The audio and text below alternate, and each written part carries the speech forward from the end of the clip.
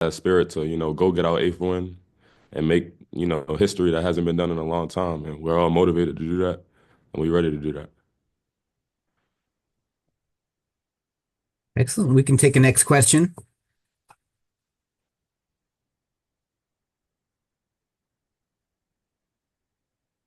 Well, if everyone's going to be shy, I'm going to ask you. You looking forward to coming to New York playing at Yankee Stadium? And dare I even ask who your favorite team might be in baseball? Yes, sir. Well, I'm from Baltimore, so the Orioles my favorite team. And yes, I played baseball myself, so the Yankees, they, historic team. I'm excited, the team excited.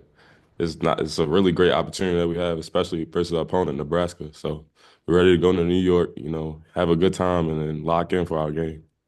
Excellent. Do you play on the team, or did you play before you got to college? No, I played my last year of high school was sophomore year. I mean, my last year of baseball was sophomore year of high school. Okay. Okay. What'd you play? What position? I played center field. I played at Calvert Hall High School. That Falcon. makes sense. You probably got good speed. Yes. All right. Well, we could take a question from an actual reporter, Richard Thompson. Please unmute. Thank you. KP, just talk about how the preparations are going, and are you using some of the time to bring the young kids along and school Yes. them? Yes, that's a great question. Actually, we've been talking about, I'm a sophomore, so I feel like last year the time I developed the most was truly in bowl prep, and that's what we've been preaching. The leaders been preaching to the youngins like this is a great time to just play your game and get better at your technique and do just improve drastically because from previous experience, even for myself, I've did the same. So and many other people on the team. So that's what we've been doing. We've been getting a lot of reps, practicing, building chemistry, all those types of things. Hey, just a quick follow. Has Coach kept you out in the cold instead of the warmth of the Fish Field House to get acclimated? I mean, it's cold regardless in the field house, but we good. We gonna be good. Excellent. We'll take the next question from Dan Rubin from bceagles.com.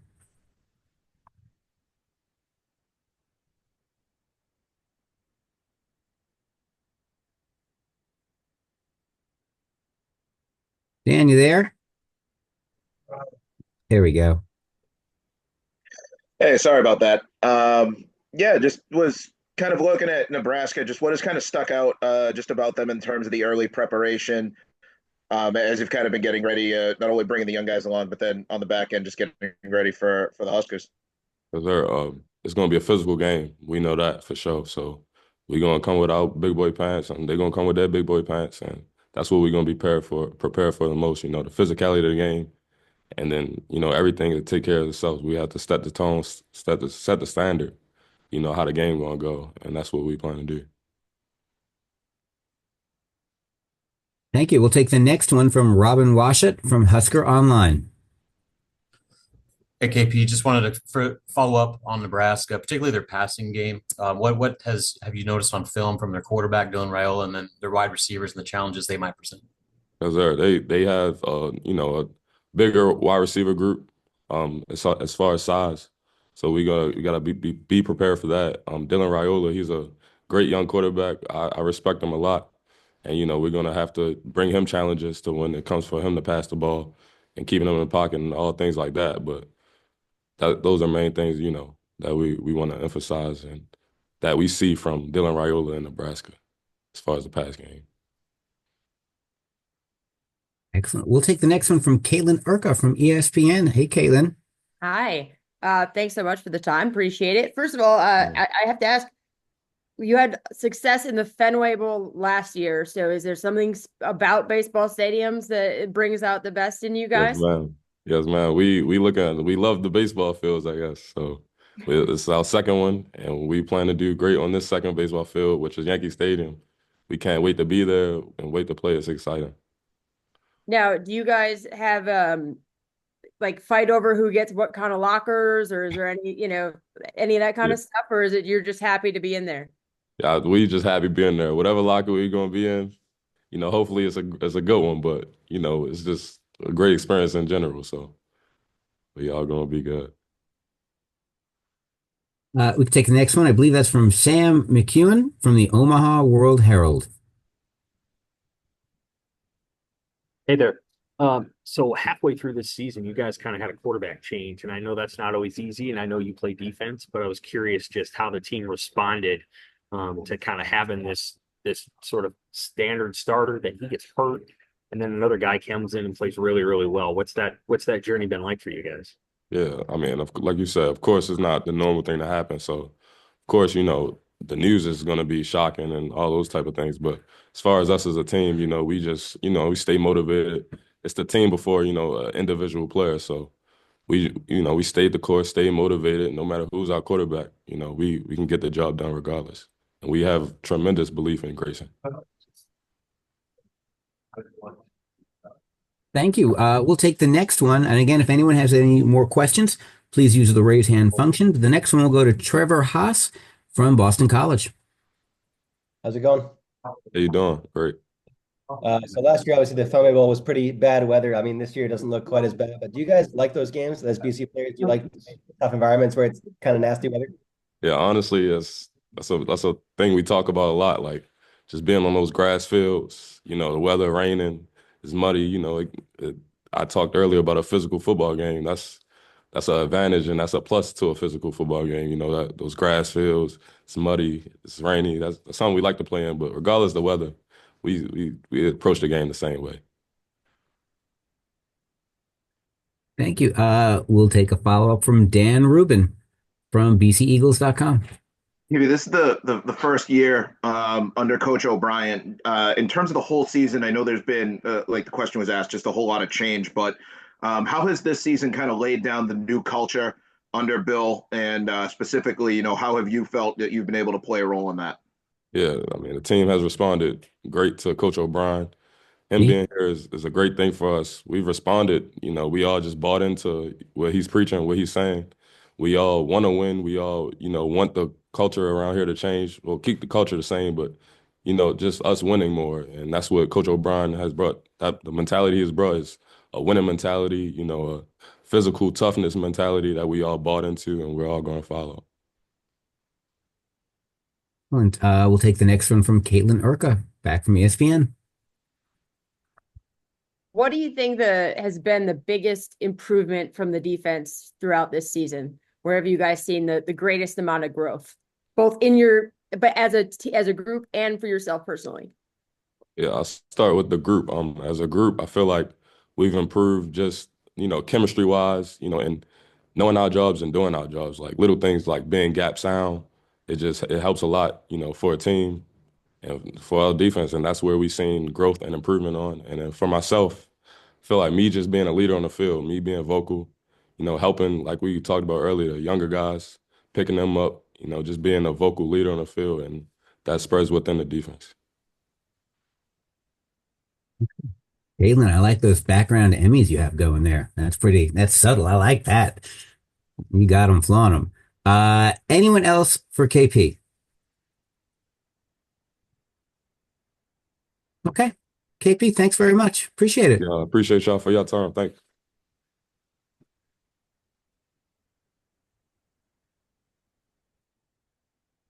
Good, hang tight, everyone.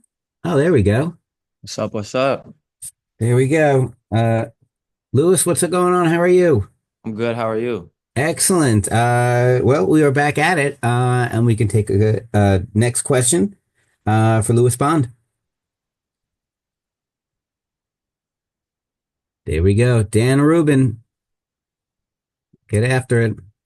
Lewis, you just asked KP just about the culture and how it might have changed or how it's differed this year under Coach O'Brien. Specifically offensively, what are some of the changes just that he's been able to institute that has helped you improve as a football player? It's just the confidence that he's instilled in like everybody individually and as a team. Like he picks us up. He tells us what we can do well, what we need to improve on. So I feel like me personally, when I hear him talk about I have a chance to play at the next level, it motivates me. It makes me play my best game and be the best me I can at all times. Okay, we'll take the next one from Trevor Haas. How's it going, Lewis? Good, you? Good, thanks. I want to ask you about Reed Harris. He's obviously had tons of ability, since he was a young kid, but he's really taken it to the next level late in the season. Just what do you think has clicked for him to take it to the next level? I think a little bit of it is opportunity. He's gotten more opportunities with 50-50 balls. I feel like that's what he does well. So like getting more opportunities to show who he is what's really been the biggest difference to me. Like you said, he's been had the talent since he stepped in here last year. It's just about opportunities, and he's getting his opportunities, taking advantage of them. We'll take the next one from Richard Thompson of Mass Live. Hey, Lewis, just talk about the red zone offense. It really started clicking in the last four games. Not settling for field goals, going for it on fourth down a little more. Just talk about that a little bit, please. Well, when you can run the ball in the red zone, it makes everything a lot easier. I think we had a great O line this year. We pride ourselves on having a good O line. We got good backs, Kai, Turbo, Trayshawn, Jordan. Like we got good backs and a good O line. So it makes it easier to run the ball down there, and it makes everything else easier when you can run the ball in the red zone.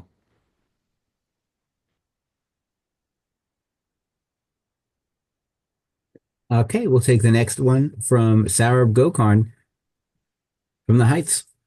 Hey, Lewis, as someone who's been at BC for a few years now, what is this opportunity for 8 wins, which hasn't been done in 15 years? What does that mean to you? Well, it's big. Winning 8 games, like you said, it hasn't been done here, so it's big. But it's just about playing another game, getting an opportunity to showcase my talent, showcase the team's talent. It's just another game, but it is big, like on the grand scheme of things, to finally get to 8 wins after I haven't won 8 games here in 4 years now. So it is pretty big. We'll take the next one from Sam McEwen from the Omaha World Herald. Hey, Lewis, just curious, about 2/3 of the way through the season, you guys had a quarterback change, and I'm curious how that happened with the offense. Like, how did you guys adjust? And obviously, Grayson and Thomas are different players, but it was pretty surprising to have a different starter in the last month of the season. What was that experience like, and how have you seen Grayson adjust and now being kind of the guy?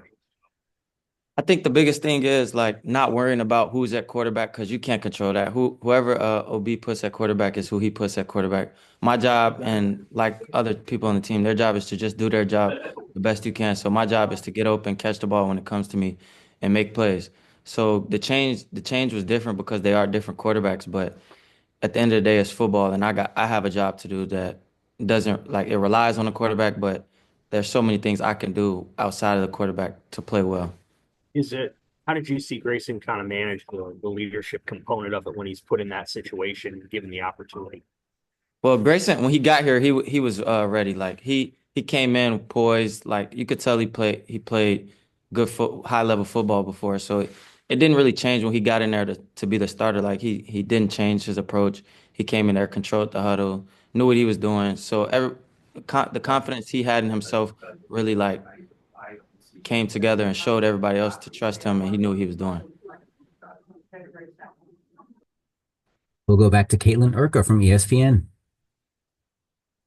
Hey, Lewis, curious, do you have a baseball background at all? Did you grow up playing? And if so, like, how cool is that now? I know you got to do Fenway last year, but how cool is it to, again, get to just kind of live out those baseball memories, but on the football field side of this?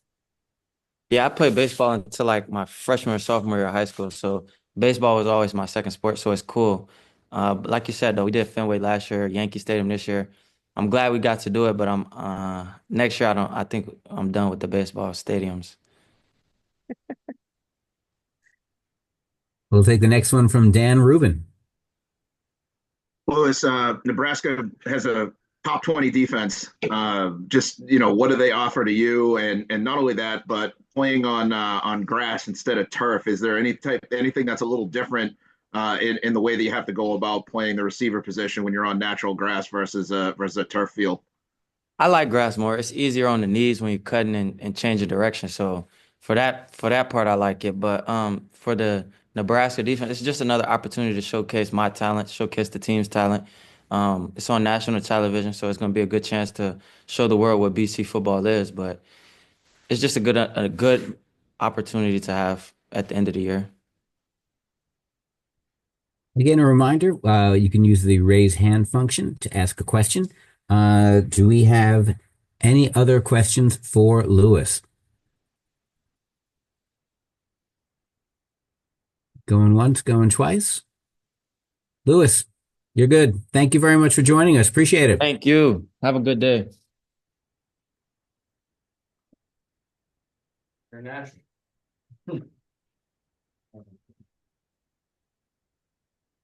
You good here? We should have our coordinator shortly. Yes. Um,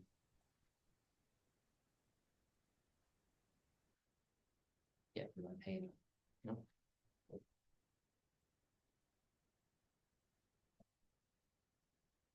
Michael, we'll have offensive coordinator Will Lawing in about 3 or 4 minutes. Great.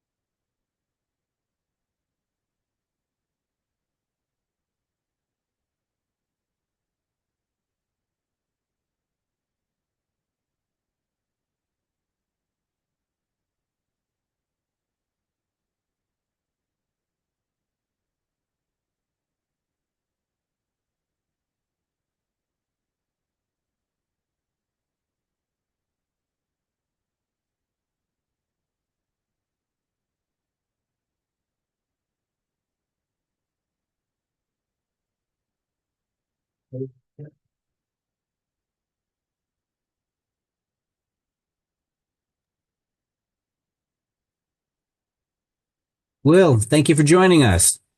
Hey, how you doing? Excellent, excellent. Again, a reminder to media on the call, please use the raise hand function, and you can get in the queue to ask a question. We have Will Lawing with us, and we will start with Richard Thompson. You got the mute button on. There we go. Coach, could you just comment on the emergence of Morales and Franklin as red zone options later in the season? Seems like I've been seeing them catching a lot of balls down there in that end of the field. Yeah, they made a couple plays down there. Every game, we put an emphasis on really trying to get those guys a couple more balls than we have early on in the year, like as the year's gone on, and they're trustworthy guys for sure. You know, whether those plays get called or not, or some plays get called and killed based on looks, so they come up more often than others. But they're always definitely targets and options when we get down there. Just a quick follow. How are they effective as blockers for your running backs? Very effective. Both savvy football players, and we put a lot on their plate of specific blocks they have to execute and adjustments that they have to make within those schemes based on different looks. Those guys have been very reliable for us all year. We'll take the next question from Trevor Haas. How's it going, Will? Hey, Trevor, how you doing? Pretty good, thanks. Can you just speak to A, Grayson's growth and development throughout the season, and then B, just what's clicked offensively for the past 3-4 games for you guys? He takes a very steady and consistent approach day by day and has ever since he's been here. Obviously, the more reps you get, the more consistent you become in your play on the field, and the better things go, and you feel more comfortable with the guys you're around and operating with. He's certainly made strides in really all aspects, and we'd like to continue to see that.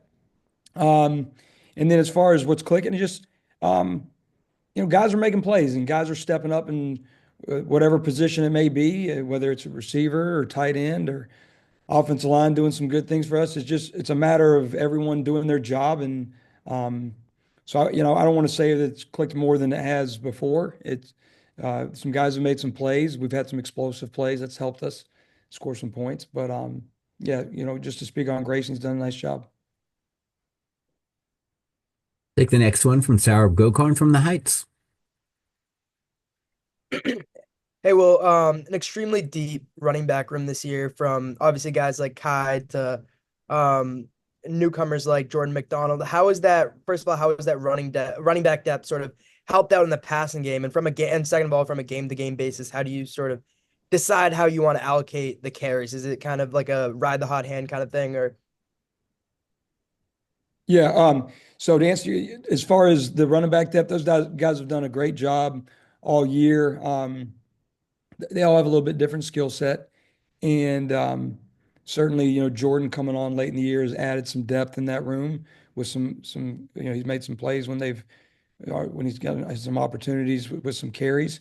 As far as during the game, riding the hot hand, like that's part of it.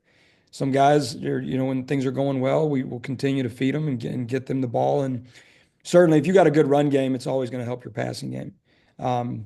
Everything we do here revolves around the running game, and if we were able to run the football, play action pass is good, movements are good, screens are good, and it puts us in situations on third down potentially that we're on track, and that's important for us when we're trying to drive the football.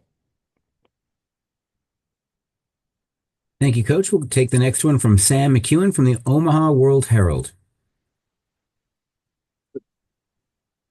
Yeah, I have a couple of questions. First question I have is, I think you were a GA at Penn State in 2013 when John Butler was the offensive coordinator. What do you remember about him, and how much are you looking forward to just sort of matching wits with him on a couple Saturdays from now? Yeah, no, I was a GA on defense, and Coach Butler, John was the D coordinator. Learned a lot from him. Had a chance to be with him there, and then also he was in Houston with us for a couple years. John's a great coach and does a great job. He did a great job at Penn State and in Houston with those guys, and looking forward to it. Like always, looking forward to competition and getting our guys out there and getting our guys prepared and ready to go. But yeah, that's to answer your question. I did also want to have a follow-up on Grayson. So, you guys have to make a decision, you and Coach O'Brien, about who's going to be the starter after that Syracuse game. Make your decision. Did you guys think that Thomas was just going to leave? And when that moment happens and you have to kind of go to the offense and the team, you got to talk to them about it. What was kind of going through you in that moment, trying to figure out, okay, how do I manage this moment when this guy that started here for 2.5 seasons just walked out and we're anointing this other guy? Um, Really, just to answer your question is like instead of just talking about that specific scenario, really talking because the way we handle that scenario is the way we handle really any scenario is um, you got to stick and move. And when you're in a football game and you're just the teams are giving you some stuff on defense that you're not prepared for, like you've got to be able to stick and move and adjust. And you can't get flustered and worried or what, and get all like, oh, I don't know how to react. Like you've got to be able to calm yourself and come up with a solution. As coaches, we try to problem solve and manage things as best as possible and teach. And so, just that's scenario is whether it's that or anything that comes up is it's whether it's a next man up mentality or making things work, whatever the hand you've been dealt with, putting people in the best position to succeed, like all those things come into play. And certainly in that scenario that happens. Did you have you ever experienced that situation before in your coaching career where something like that happened? Probably not the exact same. I've certainly been around some things where it's not ideal as far as being able to handle things, and you get caught off guard a little bit. But whatever those scenarios may be and situations, you get when those things have come up in whatever nature, you get kind of used to um, emotionally and mentally dealing with it and being able to move along. We'll take the next one from Dan Rubin at bceagles.com. Lou, you go back a long way, a decade or so with Bill O'Brien specifically. Just what has he kind of taught you and helped you along with the game of football, coaching with him? What's kind of made you want to stick with him? And then when you guys come to BC, it's obviously closer to spring ball than it was to the end of the season last year. So how did that relationship help you lay down what you wanted to do offensively, just in terms of concepts and scheme? Um, Been with coach for a long time, like you spoke on, and um, really for multiple reasons. One, I was learning a ton of football from coach, and in all areas, not just offense. I mean, I was on defense on his staffs for 4 years before I was on offense. But um, I'd say the main reason I like working with and for Coach O'Brien is he believes in the same things I believe in. My dad was a football coach, and when growing up, you know, physicality, discipline, toughness, like all those things, uh, hard coaching, like tough love. That's how my dad coached guys. The players that my dad coached loved him. I had a chance to be around as a kid, and the guys that coached me when I was a player, the ones that coached me like that, I appreciated the most. And that's the kind of Coach O'Brien is, and what he believes in, I believe in. So, uh, that's really the driving force why I've enjoyed coaching for him for as long as I have. And then, um, what was the other part of your question, Dan? He can't mute. You're muted. I don't know if they can let you back in. Here we go. There we go. Thanks. Sorry about that. No, it's just how did that prior relationship being able to come to Oh be yeah. Sorry. help you kind of lay that offense down when you guys came in so late? Yeah, just being on the same page, and uh, I'll also speak. I was the new one, the new coach on offense. A lot of the other guys on offense here that are on our staff, they were here before, and so there's some things that they were doing that I wanted to learn as well, and always learning. The offense we've been part of, at least say we, but when I've been around Coach O'Brien, it's evolved every year. Whether it was when he was at the Patriots to Penn State, to then Houston, and to Bama, then to the Patriots back again, and then here. It's ever evolving. Everything we try to do is we try to put the best personnel we have on the field as much as possible and utilize them and get them in the best position to like really showcase their skill set, put them in the best position to succeed. whether it's formations, motions, plays, all that stuff. And but really being on the same page. I think that's number one, being like, getting here when we did. Trevor Haas from Boston College, you have the next question. I think it's no secret you guys want to run the ball a lot, but at the same time, obviously the passing game is a critical part of football. Just can you describe the evolution of that, how you kind of mix it in the passing game and what the next step is to take to the next level next year and beyond? Yeah, so just the running the football is critical, and we try to do as much as we can, pairing up formations and motions and making things look the same. So, if we're running the ball well out of this formation, like every game we go into it like that. If we're gonna have runs out of this formation and motion, we try to have a play action or some sort of pass on normal downs from the same formation and motion to give the defense a similar picture and do something different. I think that's important. And then we try not to do too much. It's more about having core plays that you believe in and that the quarterback's comfortable with, and then just dressing them up different ways so the defense sees it a different way, but your reads are similar, and you're trying to get guys in certain spots to do things they're comfortable doing. Just with time and repetition, we'll have improvements there. We'll take the next one from Sarab Gokarn from the Heights. Well, correct me if I'm wrong, but I believe this is your first season calling plays at the Division I level. Looking back this regular season, both through the ups and the downs, what are some of the things that you learned that you'll carry with you both looking to the bowl game and next season and beyond? I've learned a ton. I've learned a ton. Calling plays is whether being in a coordinator role, and it's just a different job description, and some of the duties you're asked to do throughout the week are just a little different than what it is when you're an assistant, a position coach. But just some of the things as the season's gone along in preparation, maybe a scenario comes up in a game and you're like, dude, I wish I was a little more prepared for that. And then so you do the very next week, you have an answer for something that could come up. And that's really, it's just you build off your experiences. And so things that happen in games, whether good or bad, I try to, put my memory and better myself as a play caller. So if those scenarios come up, I got a better answer and can react faster. And but it's like anything else. Like that's why experience is so important. I think I personally as a coach, I'm 39, but so I'm still young, and I learn all the time. And the more experience I've had and being around some of these great coaches I've had a chance to be around, I learn from them all the time. And so then the experiences I have as a play caller just help me along the way to build on. Are there any other questions for offensive coordinator Will Long? Again, please use the raise hand function. Going once, going twice. Coach Long, thank you very much. Really appreciate the time today.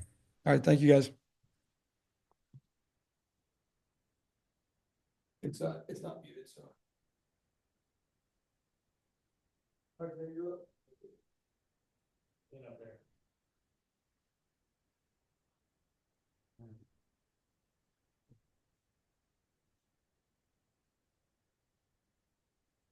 All right. Excellent. We have defensive Afternoon. coordinator Tim Lewis with us. Tim, Coach Lewis, thank you very much for joining us. Really appreciate it. Okay. Excellent. We will take a first question from Richard Thompson. Hi, Coach. Just talk about Donovan, being first team All ACC and then consensus All American. It must have been a joy working with that kid. Say that again. No, I just said, could you comment on Donovan being All ACC first team and consensus All American? And was it a lot of fun working with that kid? Oh yeah. That may be my first. I coached for a long time. Let's see, 9 years in college football prior to this, and I don't think I've ever seen a first team consensus All American and all that. I'm trying to think back at I guess I'd have at Texas A&M. We had some really good players. At Pitt, we were not very good. And SMU, we were just bringing the program back from the death penalty. So I don't remember as a GA which one of the players at Texas A&M were super good, but I'm sure there were a bunch. But working with him every day, hand in hand, that was a lot of fun. You know, to see his the smile on his face and the way that he worked. It was no doubt that he's one of the betters I've been around, um, and to watch it bloom and blossom the way that it did was really cool. When I first got hired in February, he was the first guy that came up and sat in my office and asked me about the package. What do you run? You're a 3-4 guy, a 4-3 guy. I've heard a lot about you. Tell me how you plan on using me and your package, and where do you see me? And I shared with him that I had been around Kevin Green and Greg Lloyd and Joey Porter and Jason Gilden and a lot of really good players with the Pittsburgh Steelers. I've also coached on different teams with Alden Smith and Ahmad Bradshaw, and I've coached with Jonathan Abraham, and I've been with Julius Peppers. I've been with some really good defensive end / outside linebacker types, Michael Strahan, Osi Umenyiora, Matthias Kiwanuka, some really good players over the years.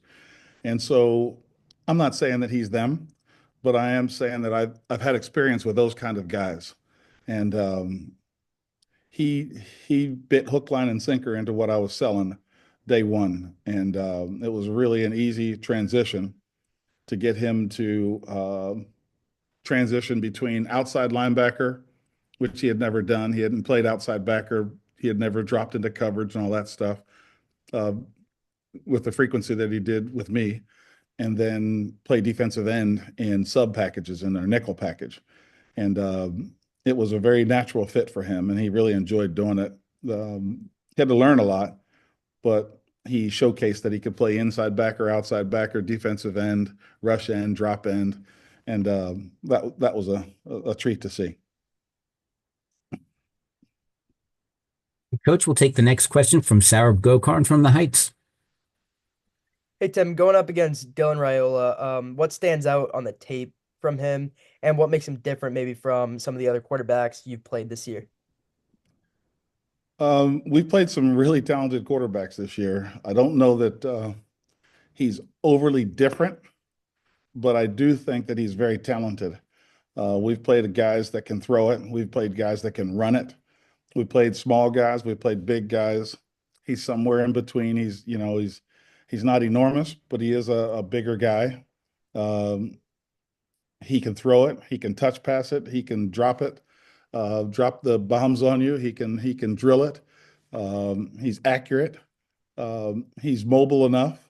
He's not. We played against some kids that could really run this year. The kid from SMU, kid from Michigan State, Western Kentucky.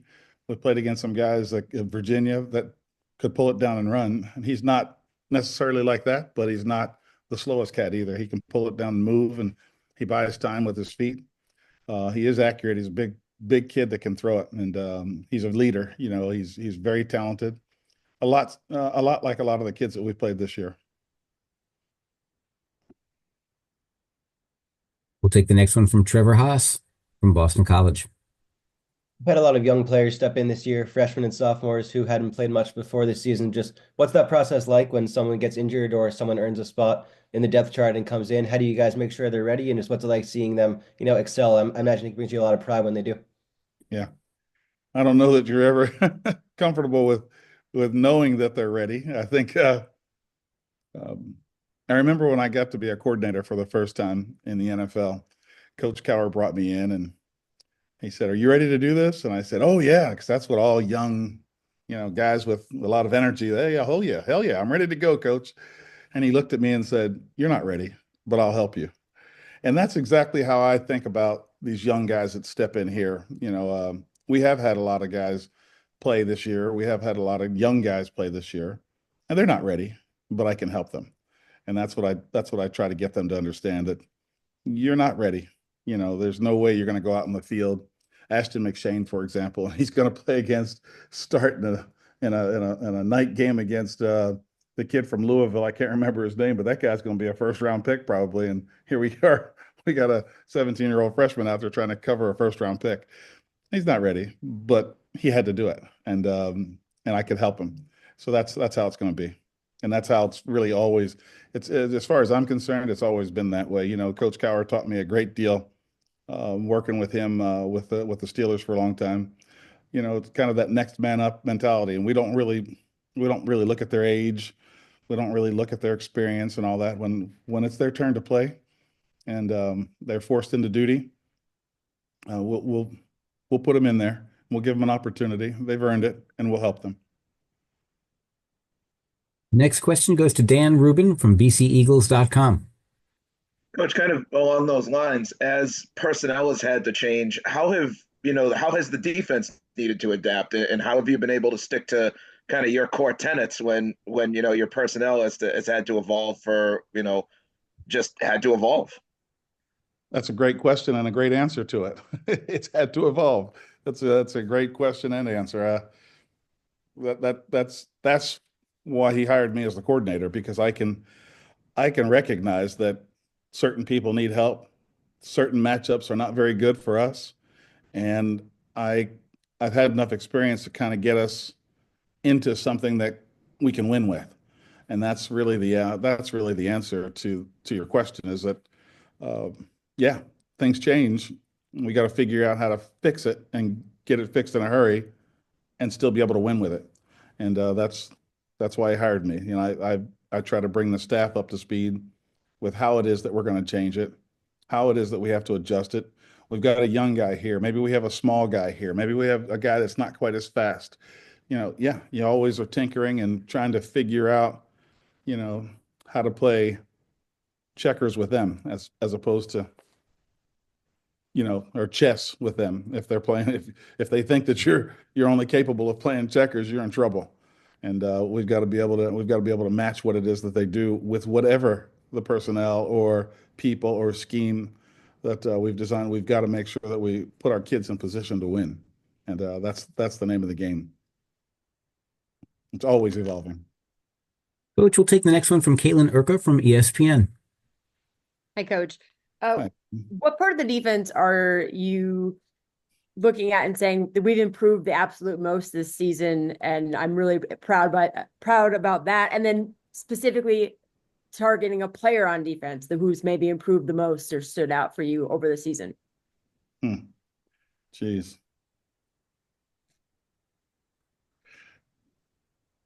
I don't know. That's really good. That's a good question. I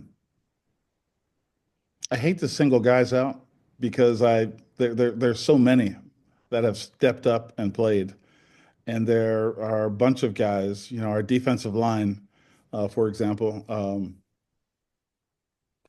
We lost our really good player, Cam Horsley, our big defensive tackle. He was out for a couple of weeks, and some guys that hadn't played a lot stepped up and played.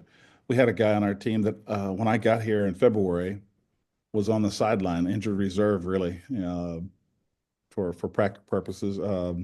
Tyus Clemens. Tyus was not even figuring into my plans as we started the season. He's the kid that intercepted the ball for a touchdown there at the end of the year, probably getting 20 to 30 reps a game as the season evolved.